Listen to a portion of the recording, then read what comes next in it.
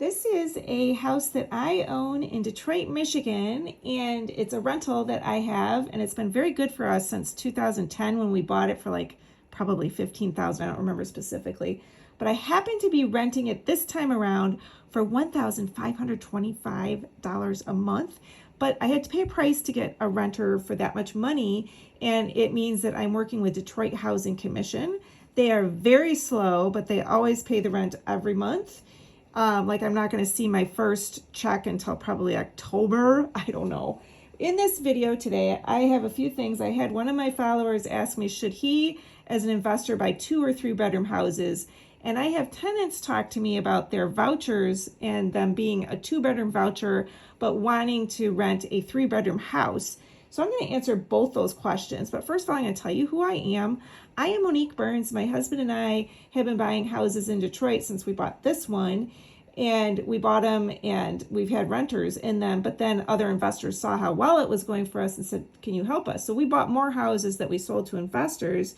And we did that from 2015 to 2020 when I had a property management company. When they had to get a new property manager, things kind of went south for them. And so a lot of them are asking me now to sell their houses. And I have quite a few at the moment that are a lot like this that are for sale. And if I can get cash buyers, you go right to you're the cream of the crop. You go right to the top and I can be able to get those sold. So reach out to me, email me. That's the best way to get a hold of me. My exclusive buyers list, if you're on that list, I'm not the best at manning that. So, just keep reaching out to me if you're interested in buying houses like this. So to answer my follower, Drago, thank you so much for watching all my videos. I believe in buying 3-bedroom houses just like this. It's not so big that they're going to pack in too many people. That's what landlords are worried about, is a bunch of people living in their houses. If somebody has a large family, they're going to go for a 4-bedroom house. And from my experience, it's the 4-bedroom houses where they not only have family, but they just have like a lot of extra people. And we don't ever really like that. So we really like to stick with the 3 bedrooms. There's less drama. And the 2-bedroom houses just are not as popular for renters because renters always want to get a 3-bedroom house, which leads me to the point for the Section 8 tenants.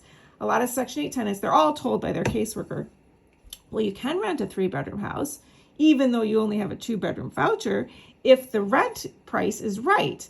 And I always tell them, no, not for me, you can't, because I know too much. I don't want to rent a 3-bedroom house to a 2-bedroom person, because then I could never raise the rent up to like this $1,525, which is insanely high. You should average like $1,200 in Detroit right now with Section 8 on a 3-bedroom.